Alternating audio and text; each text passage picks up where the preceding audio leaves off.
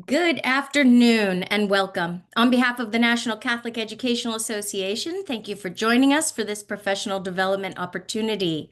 I am Christy, joined by Kimberly here today. We are facilitators for this webinar entitled The Nation's Report Card and Catholic Schools, Recent Results from the National Assessment of Educational Progress, NAEP, and the upcoming NAEP 2026 program.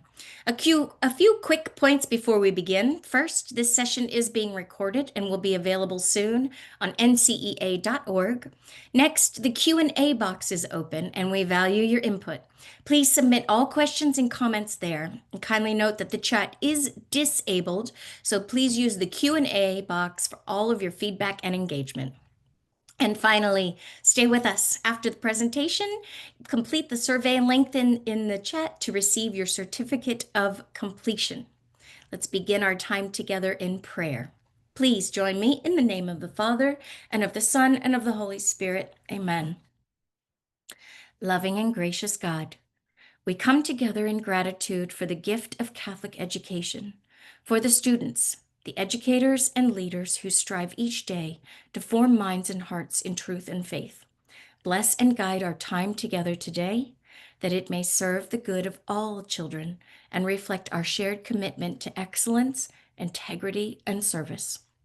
May the Holy Spirit inspire our efforts, and may the work we do here contribute to the flourishing of every learner entrusted to our care.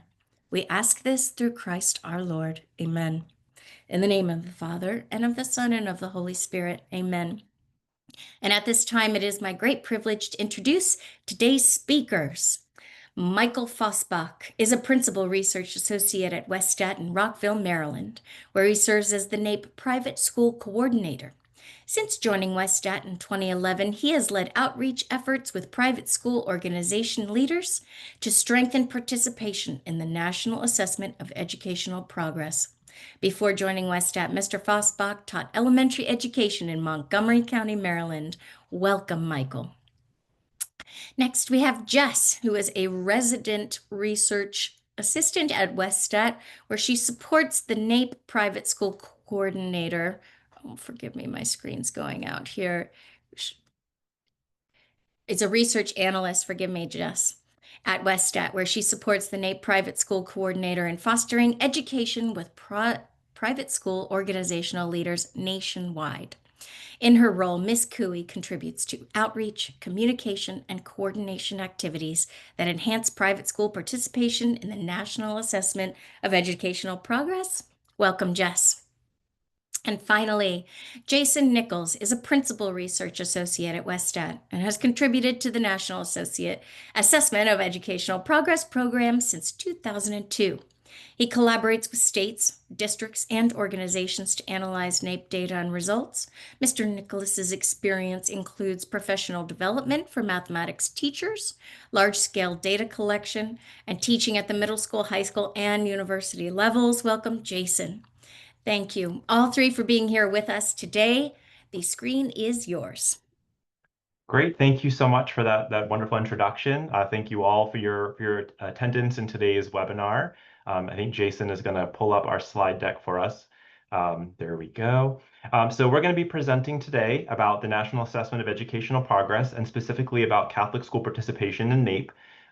So again, I'm Mike Fosbach, and I serve as the NAEP Private School Coordinator at the NAEP Support and Service Center at Westat. I'll talk a little bit more about what the NAEP Support and Service Center is in just a few minutes. And again, I'm joined today by my colleagues Jess and Jason, who will be presenting on different topics today as well.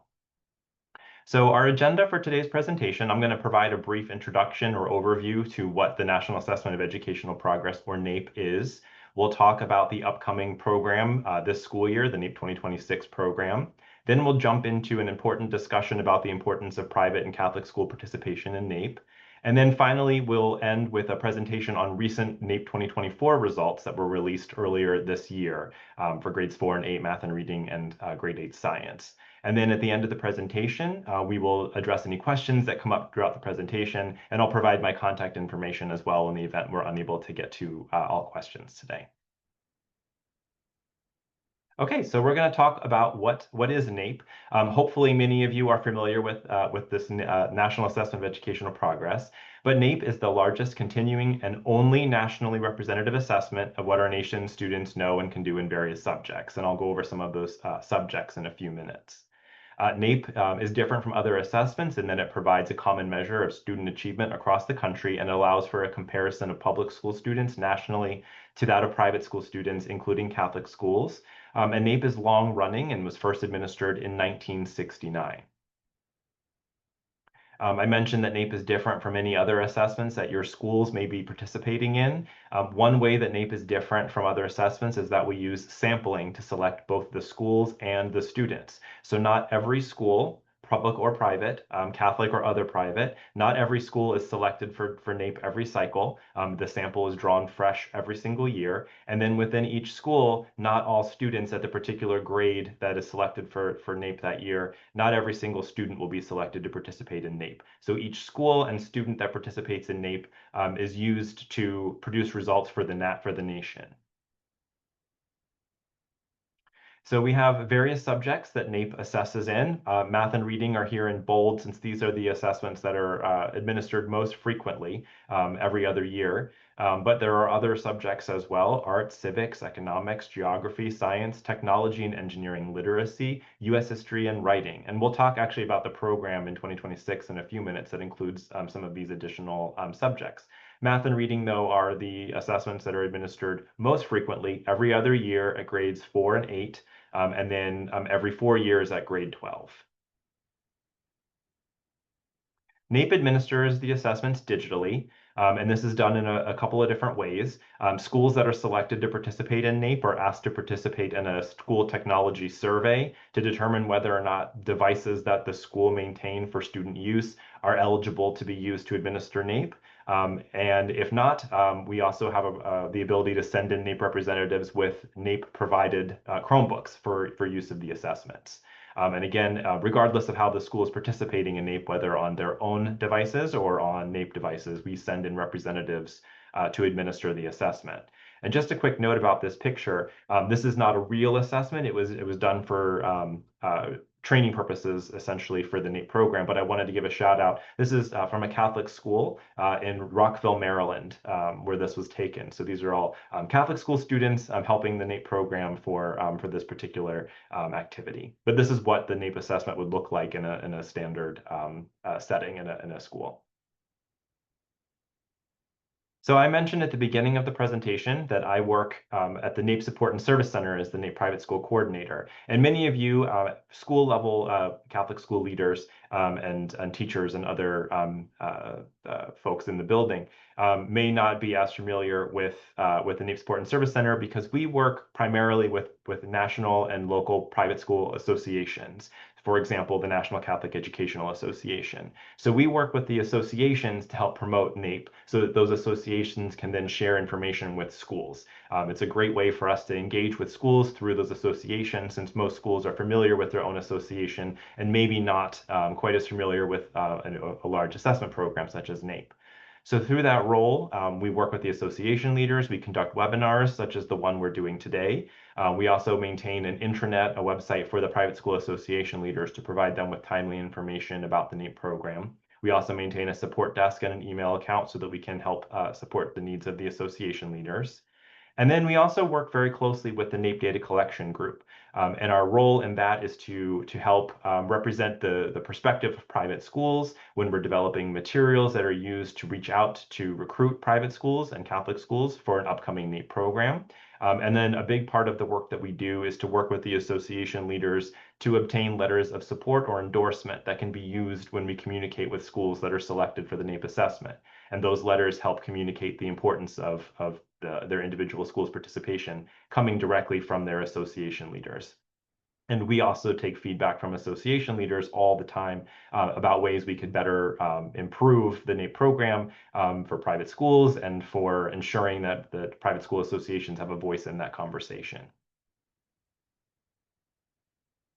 And at this time, I'm going to pause for a minute and turn it over to my colleague, Jess, who's going to talk to us about this upcoming program, the NAEP 2026 program that's going to be administered this school year. So Jess, the floor is yours. Thanks, Mike. So we're going to delve into the details of the NAEP 2026 program as it relates to private and Catholic schools. Like Mike said a few slides back, the subjects that we administer assessments in the most frequently are mathematics and reading, and those assessments are a part of the NAEP 2026 program. These are digitally based assessments that will be administered using either NAEP or school devices. So just as Mike said, the NAEP program year starts with what we call a school technology survey, where we gather information from schools about the devices that they use in their school buildings, and we confirm whether or not they would be eligible for taking the NAEP assessment, as well as whether or not schools are willing for us to use their devices to administer the NAEP assessments, or we can also administer on devices that we provide. The mathematics and reading assessments in NAEP 2026 are being administered to 4th and 8th graders, and there are approximately 370 private schools in the sample for math and reading at each grade. Additionally, for NAEP 2026, we do have a few more subject programs that we are administering, and that is civics and U.S. history. These as assessments as well are digitally based assessments. However, we are solely using NAEP provided Chromebooks for the administration of these assessments. We also are only administering civics and U.S. history at grade 8, and there are approximately 200 private schools selected for the civics and U.S. assessments in 2026. For all of our assessments in this program year, they will be administered starting January 26th through March 20th. That's when we will be in the field for these assessments. Each individual student is only assessed in one subject. So while we have mathematics and reading listed as that program, students would only be assessed in either math or reading, and similarly for civics or U.S. history. The assessments consist of two 30-minute cognitive sections, and as well as the completion of a student questionnaire that takes about 15 minutes. So the total assessment time is about an hour and a half. And then there are questionnaires for students, teachers, and schools as well. Okay, I have one more slide where we'll review details of the 2026 assessments in private schools. This is what we call a graphic organizer. It kind of just frames everything nicely in one neat table, but most of the information we went over on the last slide is reflected here. So we see at grades 4 and 8, we're assessing in math and reading on either school or NAEP devices. And at grade 8, we are additionally assessing at civics and U.S. history only on NAEP devices. Our session duration listed here is 120 minutes, which is longer than what we saw in the previous slide. And that's because this time, these minutes include those transitions to the assessment session, as well as the administrators providing directions to the students. There are student, teacher, and school questionnaires for all of our 2026 assessments. And again, that assessment window, we will be in the field starting January 26th, going through just about the end of March, March 20th. Thanks so much, Jess, for providing those details about this upcoming program. So now what we're going to do is spend a little time talking about why individual school participation is so important for the NAEP program. Long story short, without the participation of private and Catholic schools, the voice of private and Catholic education is not able to be part of that national education conversation. These programs are going to continue whether or not a private or a Catholic school participates, but having your voice in that conversation and being able to provide those valuable results about how students in private and Catholic schools are doing is so important. And so to emphasize this, I just wanted to provide just a glimpse of some of the many national and local private school associations that all support the NAEP 2026 assessment. So if you see, National Catholic Educational Association is on here, of course, and then many of you live in parts of the country where you might see a local Council for American Private Education chapter or other groups that you might belong to on this list as well. So the way that this works is that we work with these associations to get these letters of support from their association and provide these to you as the decision maker at a school if your school's been selected for the NAEP assessment, to emphasize the value of your participation and to speak to you about the importance of your individual school decision to participate. So this is a slide that I'm going to spend a few minutes kind of walking through to emphasize the importance of you as a decision maker about whether or not your school will participate in NAEP should you be contacted about participating. NAEP requires that a minimum of 70% of the schools participate to be able to report results for that particular group. So if you look at that red line that runs across the 70% mark, that indicates where the 70% of those original schools that were selected to participate fall. And then going back to 2013, you'll see that we were able to report results at grades 4 and 8. I'm sorry, at grade 4 and 8 for 2013 for both overall private schools, which is all private schools, and then Catholic schools. And you can see that Catholic school participation was quite high in 2013. And then if you follow the line to the right over this period of time, this decade, overall private school participation continued to fall, while Catholic school participation kind of ebbed and flowed a bit. If you look to the far right of the screen, you'll see in 2022 that everybody kind of dropped particularly low that year, below the 70%. And you have to think about what was happening at that time. This was the height of COVID. It was our first administration going into schools after schools had recently been closed and were reopening. So 2022 was a bit of an anomaly, both for Catholic schools and for overall private. But the trend still continues with overall private school participation trending down, and Catholic school participation, again, kind of ebbing and flowing, although it did, come back pretty strong in 2024. The reason this is important is that in the years where we don't have that 70% met, we're able to report results for the nation and for national public schools and also for states and for some urban districts as well. But we were not able to report out for overall private school results in those years, meaning we know private schools are doing great things, but we're not able to produce results to showcase that as part of that conversation.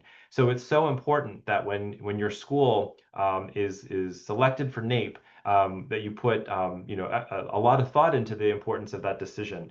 Your school is representing other schools, other Catholic schools, other private schools, and without your school's participation, we may not be able to report results for 2026 and beyond. So I do hope this helps to emphasize the importance of every individual school's decision making when it comes to participating in an upcoming NAEP assessment should you be contacted. I think I had, yes. So if you were contacted about participating in NAEP 2026 already, our team began reaching out to your Catholic diocese back in the spring of 2025. And then we began working with individual Catholic schools later that spring, throughout the summer and into the fall. So if your school was contacted or selected for NAEP 2026 and you haven't yet confirmed participation, please consider participating. You can reach out to NCEA and discuss your participation concerns with them if there's something that is preventing you from wanting to participate. I'm sure that NCEA would be happy to have that conversation.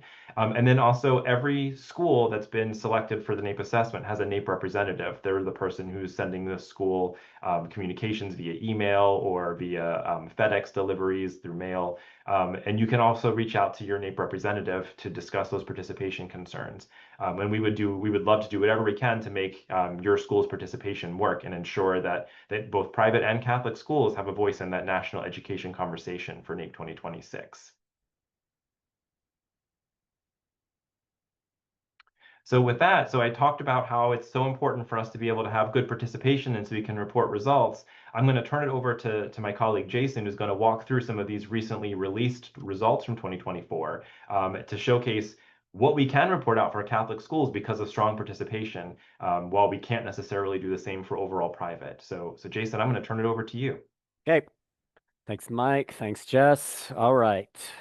Again, my name's Jason. I work at the NAEP Sports Service Center, and I love statistics and I love math. As a former math teacher and all the way from sixth, 7th, 8th grade. And this is where you're going to earn your continuing education credit for attending this session, all right? Because I'm going to draw into your frontal lobes some of the content you had from a prior statistics class, because NAEP is a complex undertaking. And so let's get ourselves grounded a little bit in results, as you always should, in terms of what are the samples, who are we inferring to. So With NAEP, we assess and we produce estimates. Okay, we don't do census testing. We don't test every kid in the country or every kid in every school. We are not census testing. We are drawing samples of schools, drawing samples of students, and even then, the student is then randomly doing a math or reading test. And in there, they're also taking a random set of items. So they are taking a subset or a sample of items. So we produce reports at the national level, and national includes public and private schools and a few other entities. So at the national public level, you can think again of a average scale score at each of these levels. Okay, you can think of like the overall results at each of these levels I'm showing. We produce national public results, national private results, and we have other few entities that we report for as well. So with the national public, again, we provide state results. We provide for some TUDA district results. TUDA stands for Trial Urban District Assessments. And what you should think there are big ticket, big districts, New York, Chicago, LA, Houston, Albuquerque, et cetera, big districts. We have around 26. Within national private, we produce results for Catholic schools, and we provide results for other private schools. Within the other category, we also produce results for the Department of Defense, as well as the Bureau of Indian Education. Now, as Mike spoke to, we produce results and we have minimum guidelines that we have to meet. And so even though I am talking about these groups in terms of reporting, sometimes we can't report because we've not met minimum sample sizes. Do know this though, just because we don't report out an estimate doesn't mean the data get thrown away, all right? So imagine like with other private, we don't meet the reporting goal to give results for other private, but their results do roll up to the national level above them, as well as up to like national private and then rolls up to the nation.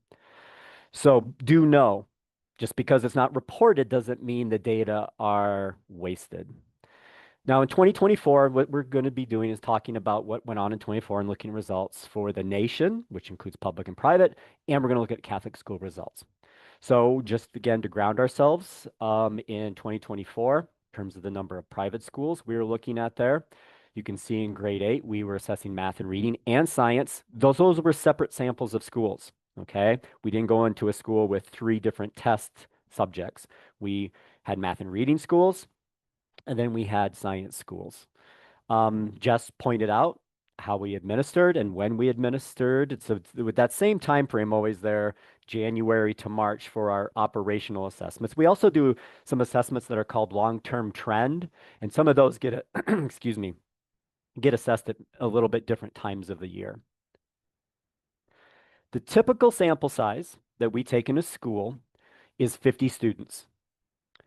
Or if you don't have 50 students, we'll take what you got, right? So our typical sample size is 50. If you have over 50, those students aren't assessed. And it is a random draw.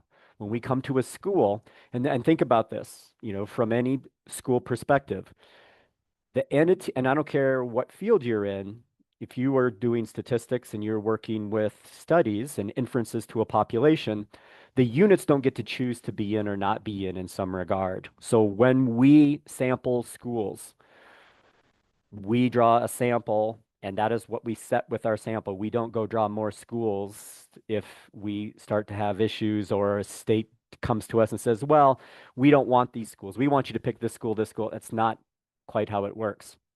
The same thing when we come to a school. If I come to a school with our 100 students, we're going to select 50.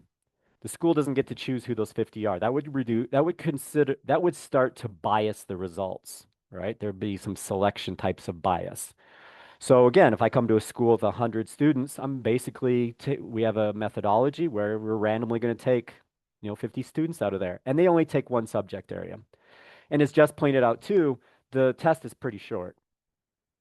Now, in 2024, these are our school participation rates for math and reading and science, and you can see there down the list. I'll let you read those to yourselves while I clear my throat. You can see the response rates, our participation rates, and I put in red the overall private in the aspect that we can't report for overall private. We can report for Catholic schools and public schools, but the overall private participation rate is below our necessary need of, as Mike stated, and as I'll put here, a 70%. So that is what set a priori, and that is what sets that bar for reporting. But as I want to remind you, they don't, the results are still used, they just roll up.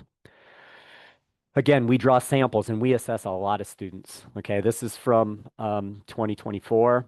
You know, we're looking at 250,000 almost students that we're assessing in a lot of schools.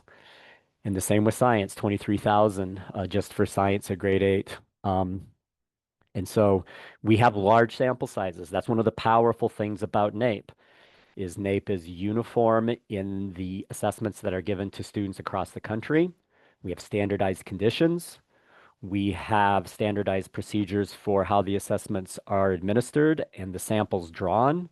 And again, that's part of what NAEP stands for and is looked to as is this consistent measure that is not controlled by a state, not controlled by a jurisdiction, not controlled by an organization. The results are not provided at the individual student level or school level. And this is sometimes a question that comes up, or a criticism that gets weighed in sometimes about, well, we participate, we sure would like to have the kids' results. And the thing you have to understand is that NAEP was not built to provide or infer at the student level or even the school level. Remember, we walk into school, I take 50 students, 25 do reading, 25 do math. Each of those 25 kids that does mathematics, they're taking all different items. Now, coming up with a student score is done, and we could do it, but it is not a valid indicator for that student. So for a student in a block of items that takes them, you know, roughly 30 minutes, there are maybe in mathematics 15 to 18 items that they look at. That's not very many. In reading, they have one passage and maybe 8 items that they answer, 8 to maybe 12 items they answer about the reading passage. That is not enough to infer in a valid way what that student knows and can do. Now, again, I know that a lot of us are in the realm of using off the shelf, I won't list any company names, where you do have kids taking very few items and then getting a score like immediately on your computer screen and getting results that are very quick with very few items. But I will say, for your professional development, you should go read the technical manual and look at what are the standard error measurements around those scores. And working with teachers sometimes, you have to take, again, remember these assessments, your classroom assessments are the ones that you're using. These are just guidelines and guides for your professionals, that is your teachers, to guide their instruction and be making their instructional decisions. These assessments that we use don't decide what we teach. That's what the professionals are for, our teachers. NAEP, we have digitally based assessments. Again, I'm reiterating some things here, 2 30-minute cognitive blocks that they take. And most students don't even take 30 minutes, but we provide as much time as possible. We have plenty of operational data to know how to build these. And then they take 15 minutes at the end to do some questionnaire items that I will speak to in my results. How do we report performance? Let's start talking about some statistics. Okay, we provide performance results in terms of average scale scores. The scale for math and reading is 0 to 500, and in science it's 0 to 300. You cannot compare across scales. Again, for your professional development certificate or whatever they're giving you for CEUs here, you can't compare math scores to reading scores when it comes to scale scores. Those are scaled independently, and to try to come to some conclusion that this much math is the same as this much reading is not psychometrically sound. We report percentiles as well. We present the performance at the 10th percentile, the 25th, the 50th, 75th, and 90th. And we typically think of the 10th and 25th as our low performers, right? Because that's the bottom 25 and the bottom 10% of scores. And the 75th and 90th are seen as our higher performers, top 25% of students, top 10% of students. We also report results in a categorical way. We provide results in terms of classifying a student as being NAEP basic, NAEP proficient, and NAEP advanced. The idea of setting achievement levels is an entire science of its own in terms of standard setting. And basically all we're doing there is taking that 500-point scale and dividing it up into areas of advanced, proficient, and basic in terms of the scale scores.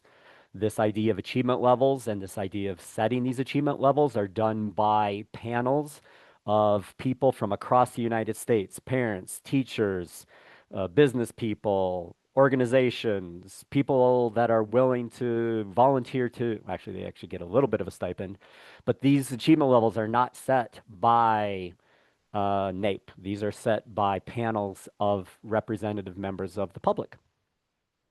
We also give reports by subscale. So like in mathematics, you can break down your Catholic results by numbers and operations, statistics, algebra, geometry, and measurement. Those are the 5. In reading, there's informational and literary. In science, there's life science, earth and space, and physical science. And so you can get the results broken down even further. We also do questionnaires. We give these surveys. And this is, again, one of the strong suits of NAEP is we have information about your students and about your teachers and about your buildings that you don't get anywhere else and provides you with the ability to compare across the nation, across regions, across school types. So we ask questions of students, teachers, and you can see the questionnaires, they're online. But we ask such things about absenteeism, educational experiences, teaching modalities, volunteerism in your schools, parent involvement, parent education. The surveys add a unique blend to NAEP that you don't get anywhere else as an organization. So we're going to hit math, reading, and science. And I'm going quick. I do know that. So I'll slow down through some slides to get you oriented to being able to interpret the graphic. And then they'll be a little bit faster as we go.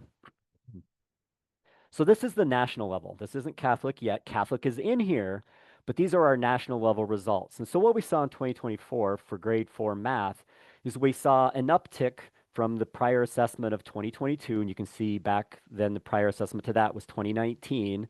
And you can see we've been doing this assessment back into the 90s for this trend line. And again, the thing to recall here was that to see these kind of blips, and you're going to see them in your Catholic results, these downturn between 17, 19, 22. Again, we had some things going on societally that were affecting students, affecting teachers, affecting schools. And we can see this in the data. These aren't just unknown blips. Now, can we, as an organization, explain why it drops? No, but again, we as members of an organization here can start to have some thoughts about why we see these drops. But we then see somewhat of a pick up when it comes to 22 to 24. In grade 8 mathematics, we saw a fall from 19 to 22 and then a stability seemingly coming in from 22 to 24.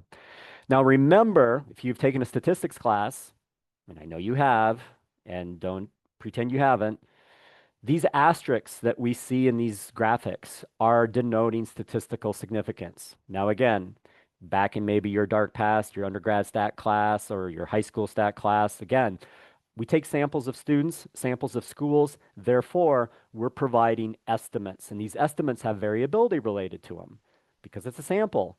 These estimates have wiggle in them. What we're doing here with statistical significance is denoting, do the changes we see surpass what we know would be just due to random variability due to sampling? So what you see here is the asterisks are saying this is a change that's bigger than 0 or statistically different than 0. So as you can see over there on the right, 274 doesn't have an asterisk compared to 274. Well, no kidding, it's 0 growth, so it is not statistically any sort of growth there. What we saw too, and this is ubiquitous across the content areas, and I bring this to you as a professional educator because we see this across grades, we see it across subjects, we see it across groups.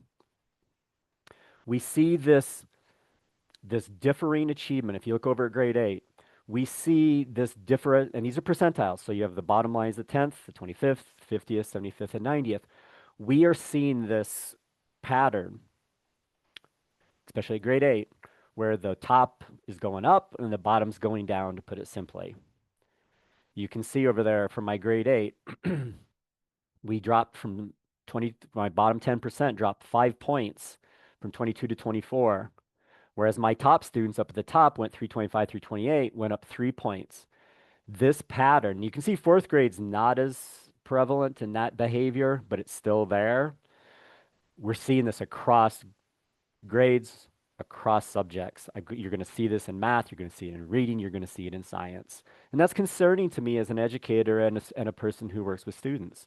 It concerns me.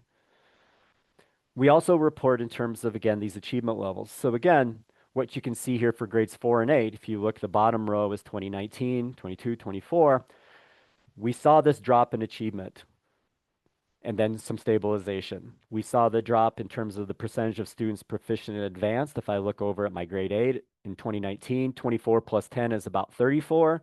About 34% of students were at or above proficient, and that dropped to 27 and then 28. It stayed stable from 22 to 24. Again, NAEP's proficiency levels that are determined are seen by some as being quite aspirational. And I won't deny, they are set fairly high. When we work with these groups of people that do come together and set these proficient basic, they do have high expectations. But again, basic to me as a classroom teacher is more in line with what I'm moving all of my students towards, is that basic type of idea.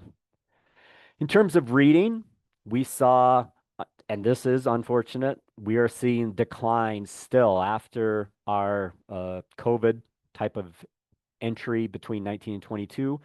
In grade 4 and grade 8 at the national level, inclusive of private schools, we're seeing declines, and we're going to see this in Catholic schools too. We're seeing this continual decline of reading achievement across time.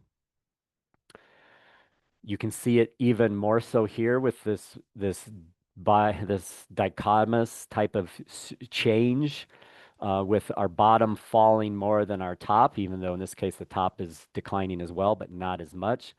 But again, we're seeing this trend of the low getting lower, and again, across content areas and across subject areas. In terms of the achievement levels with reading, again, we saw that fall from 19 to 22, and then continual fall with reading into 24. You can see those asterisks, which are denoting there are changes that are statistically significant. You can see those changes are declines. So reading is of concern. So let's look at some Catholic school results, because these data are available. So I am not showing you anything that is not available to you, and it's to the public.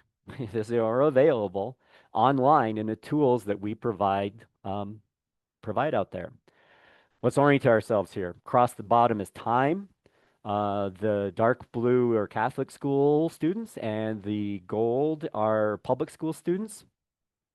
You can see the delineation between the two lines, and what we find is that Catholic school students score higher, though it's not tested in this slide. The asterisks don't stand for that in here, but I will make the disclaimer. Across most groups and Catholic overall, the students are scoring higher than public school students. But we can see here in mathematics at grade 4, we can see the trend across time. Now, again, as Catholic schools, you don't get this kind of long trend lines from your other assessments. NAEP provides at the organization level for Catholic schools, and again, I can't say how much we appreciate so much the involvement of Catholic schools in terms of the NAEP assessment. You can see this trend over time. Now, there are no asterisks, so Catholic schools at grade 4 have not had any growth or loss since 2003. Okay, see that line?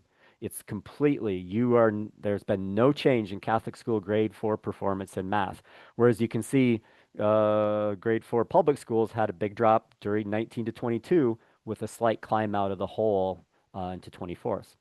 So that was grade 4 for Catholic schools. Here's grade 8. Again, consistent performance since 2003, just this solid trend line. But we can see that grade 8 Catholic students were impacted, as were the public school students, with what we were dealing with schools closing, trying to move to remote types of teaching and learning, which is a struggle. And so, again, what we see here, though, nicely, is the climb up, though not significant, all right? That 293 is not statistically different than 288, but it's still, we will see visually that there's an upward trend, and it's not different than it was in 2019 with the public school students dropping a point. But remember, with the public school students dropping 1 point, they have a much larger sample sizes, so these small changes will be significant just because we're assessing over 200,000 students in some cases. But a nice result there for grade 8 for Catholic school students in mathematics. So these are the percentage of students that are at or above, at or above NAEP proficient. So you can see there are higher percentages for Catholic school students than there are than public school students. This is at grade 4. At grade 8, we have the percentages of students that are at or above proficient. And as you can see, the bounce back of Catholic school students at grade 8 from what we experienced in 2022. And you can see the decline and then the slight increase for public school students over there on the right. Now I can spend days going through all the different subgroup analyses you could do. I'm pulling out some of the major subgroups. So in this case, I'm comparing, you look to the left, I've got males, females, white, black, Hispanic students. Again, what we see here is white students compare to their public school students scoring higher. Hispanic students score higher in Catholic schools, but black students, we do not have the ability to detect a difference. So on average, black students in Catholic schools are scoring no differently than their counterparts in public schools. We can see on the genders over on the left, males scoring 11 points higher than their male counterparts, and females scoring 8 points higher than their counterparts in the public schools. In a grade 8, you can see that delineation as well, with the same findings of significantly higher in Catholic schools, except for black students, which is not significantly different. Now, again, you might be asking yourself, well, how can 267 not be different than 251? That's seemingly 16 points, right? It seems big. You have to remember, there are standard errors related to these, and the black student group in Catholic schools is most likely small, and it's a small sample size, hence it has larger standard errors. This goes back again to your undergraduate statistics class. Hence, when I've got larger standard errors, I'm not to be able to detect differences or be able to say something is significantly different because of that variability. And so that is what we see with small group sizes within your sample in some regard. Now, I can report Catholic school results by census region. Now, again, I hear you. You're like, I want my school results or my diocese results, or can I get state results for Catholic schools? This is the finest grain I can go down to, that you can go down to. This is online. We can break Catholic school performance down into the following census regions. And so let's do it. So for math, and I'm doing just an example, I'm not going through all your results. So at math grade 8, these are Catholic schools compared to public schools on average. And so what you see here is the Northeast, Midwest, South, and the West. What you see at the bottom in percentages, that's the percentage of your Catholic school sample that falls into each of those regions. And what we see is that Catholic schools in the Midwest, South, and West score significantly higher than their public school counterparts in those census regions. But in the Northeast, we are not able to say that Catholic schools perform higher than public schools. There's not evidence of that. I would say, again, if you're thinking back to your statistics class, I can't reject the null hypothesis here that there's no difference. And so basically, it doesn't get an asterisk. So we can look at it in that regard.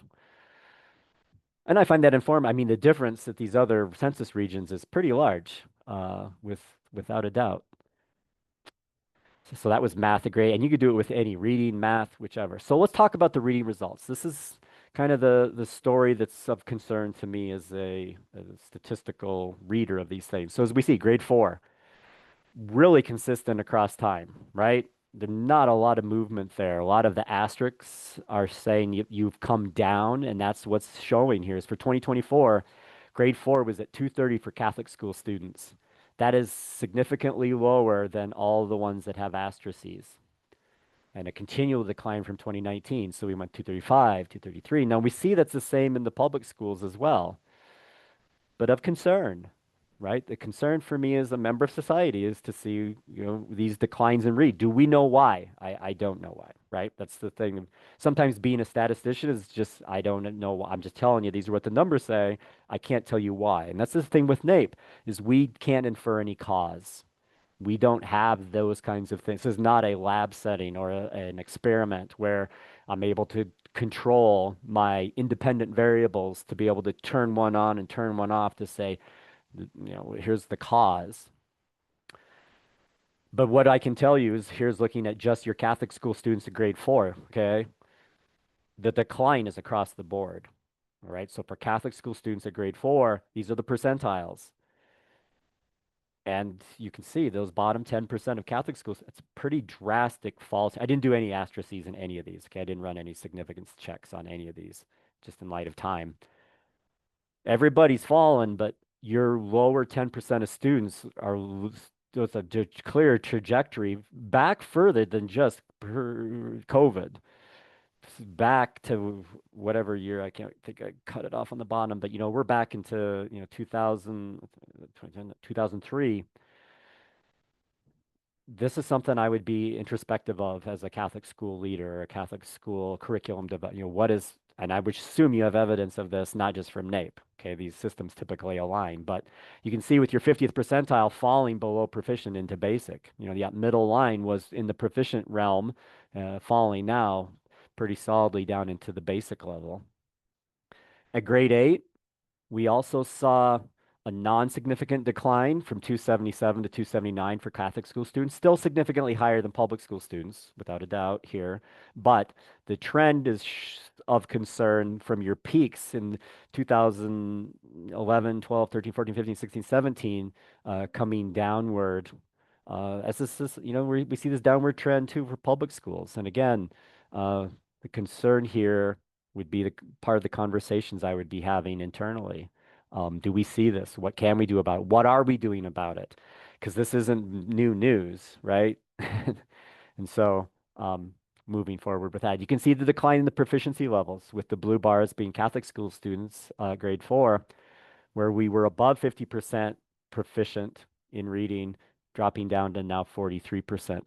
And the same trend with public schools. Then at grade 8, hovering around that 50% mark across time. In terms of reading performance, those subgroups I did earlier, just to reiterate those before we move on to science, we're seeing significant differences here between all of these subgroups: male, female, white, black, Hispanic. You might, again, I know you have other students besides these 3 race ethnicities in terms of Asian, American Indian, Native Hawaiian, 2 or more races. It's just the sample sizes are not enough there for us to report those subgroup averages and those subgroup percentages or subgroup statistics.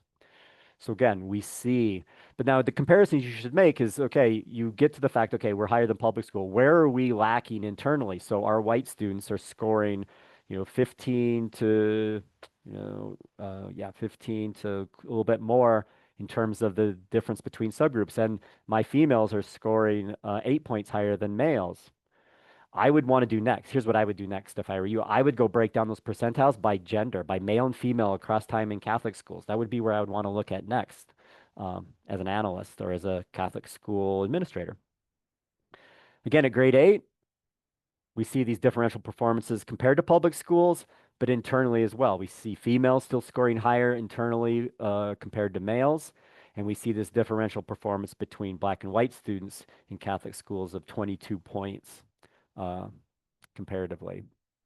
But in this case, the significant between public and private, Catholic school black students was statistically significant.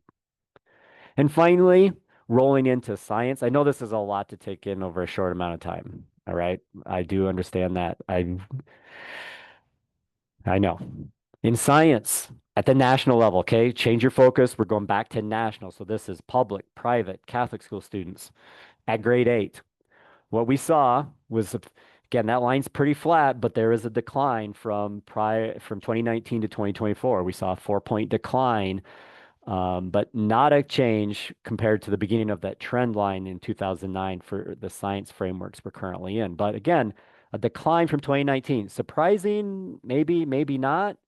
But again, the performance component that's concerning, and we see across the subject areas, is this decline that's steeper at the lower percentiles. We see all of them went down, but what we see again, that the 90th percentile student losing 2 points, but the 10th percentile student losing 5.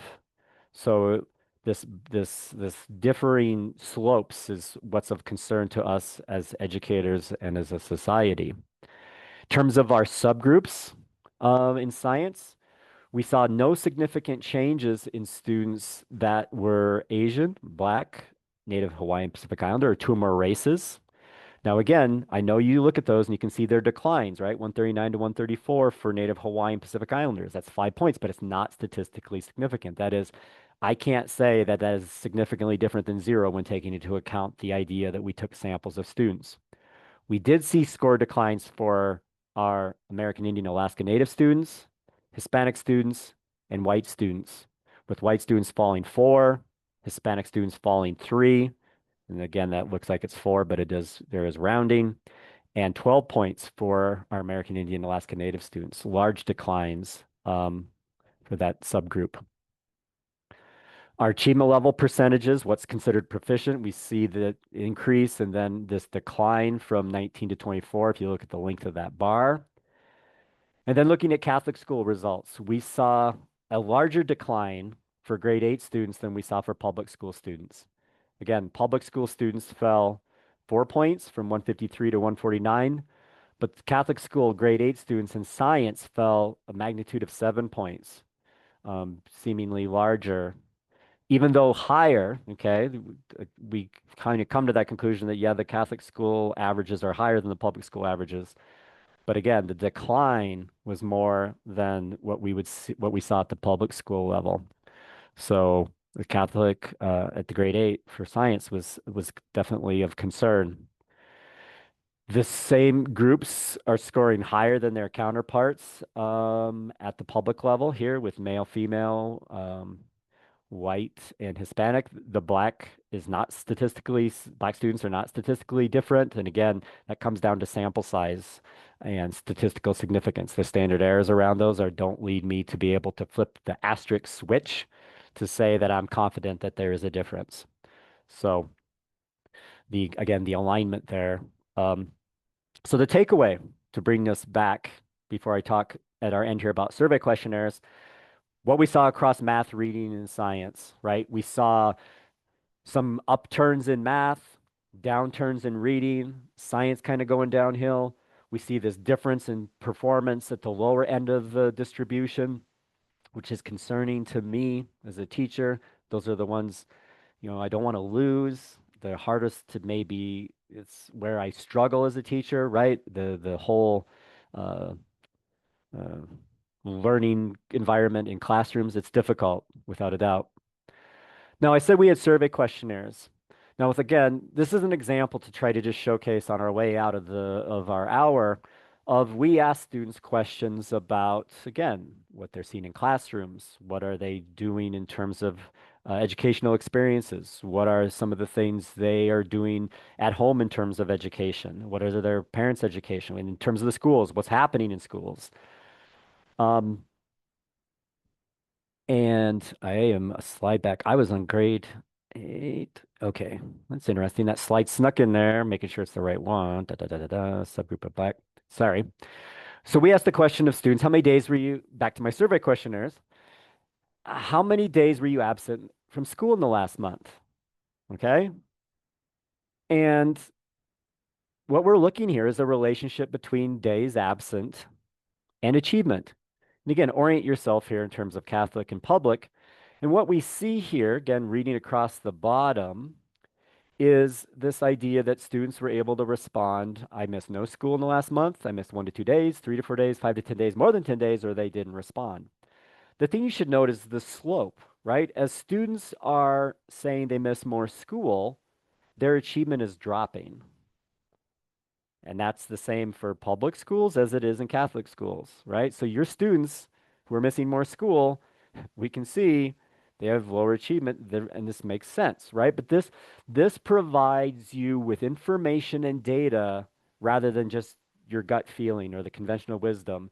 NAEP provides research-based findings for you to say, here is why we push attendance. Here's why we push curriculum changes. This is why we're going to fill in the blank, because NAEP and your other assessments that you're using show this. So what we see is, again, there's from your student missing 5 to 10 days in a Catholic school, they're 13 points lower than a student this is just in science. We could do this in math and reading too, but I didn't want to take away your whole day.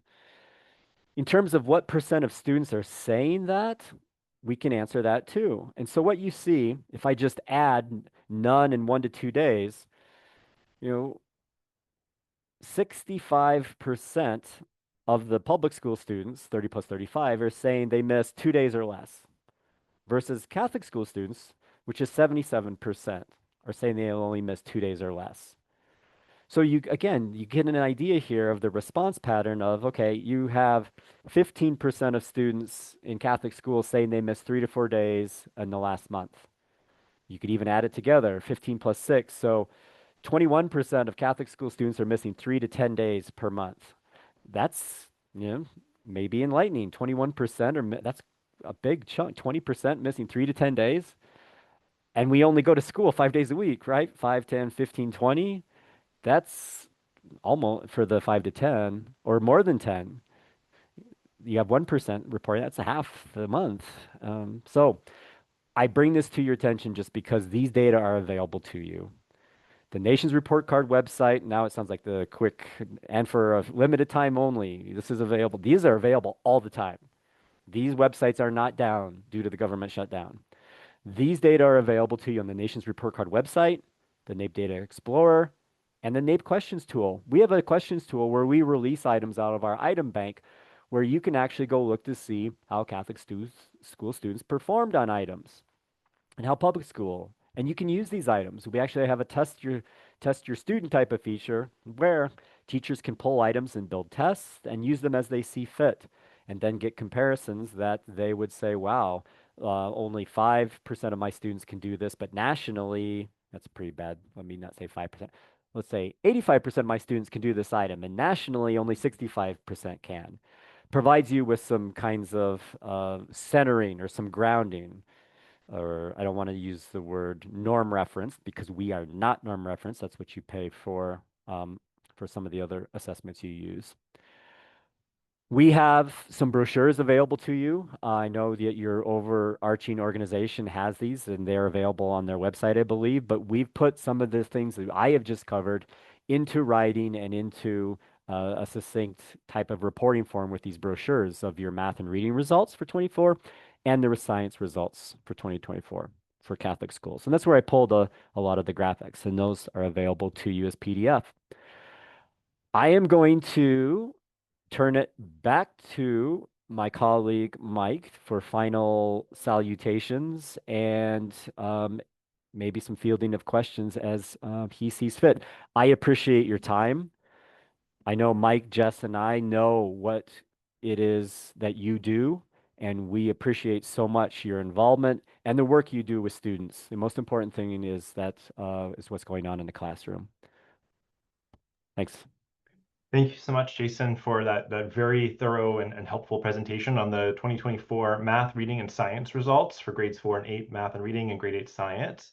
We covered a lot of topics in today's presentation. We started with introduction to NAEP, an overview of the upcoming 2026 program, and then we delved into the importance of participation and then these results that just came out. We can hang on for a few minutes. If anybody has any questions, I believe you can put them into the Q&A.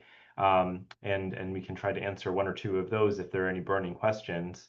Otherwise, my contact information is here. If you have additional questions that come up, or maybe your school was selected to participate in NAEP and you have additional follow-up questions, please feel free to reach out to us and we can help you. My name and email address is right here, michaelfossbach@westat.com.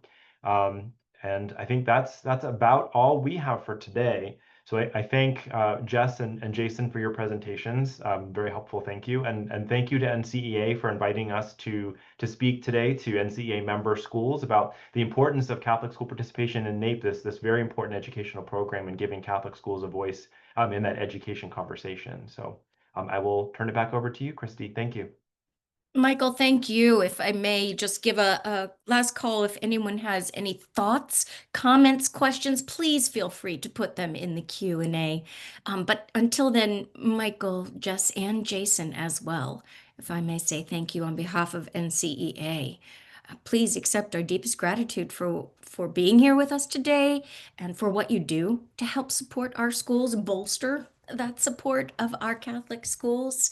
It was fascinating to see through the outreach that you do and the support of tracking and analyzing our data trends. Appreciate you being invested in us.